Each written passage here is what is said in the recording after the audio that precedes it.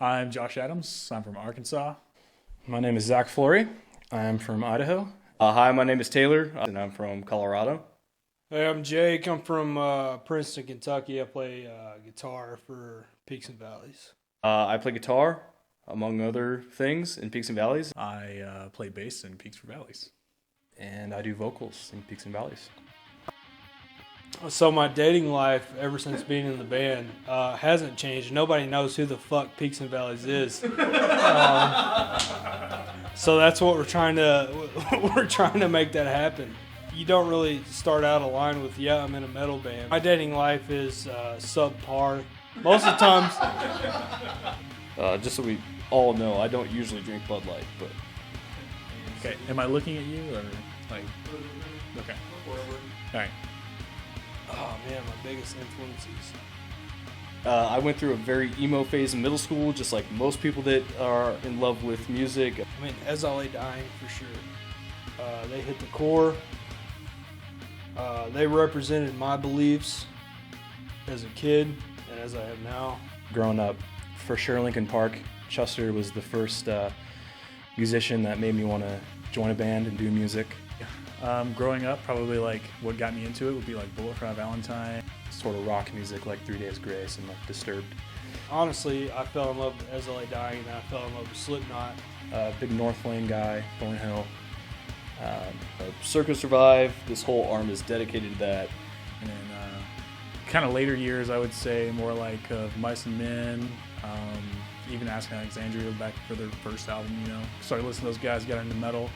Bring Me the Horizon, my favorite band of all time. And then I found out about The Devil Wears Prada, and my life changed. Started playing guitar a lot more. August Burns Red. August Burns Red. Parkway Drive, August Burns Red, that sort of stuff.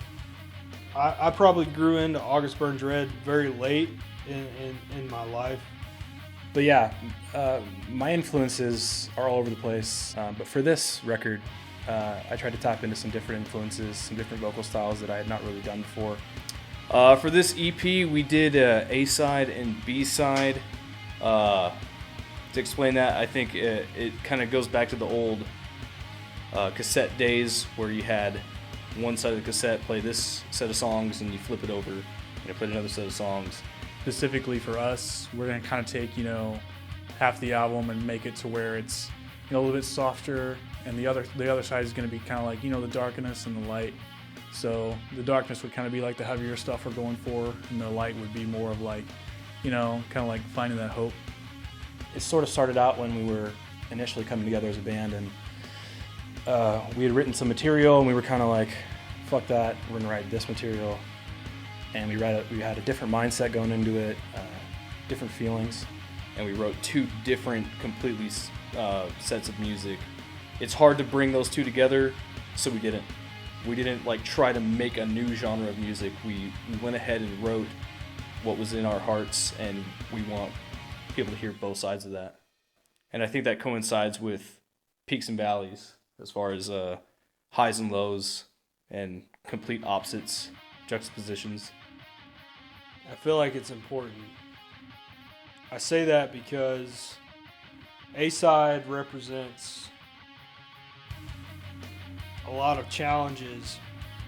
It's kind of what we were born as musicians now to do. It's a complete representation of where we came from.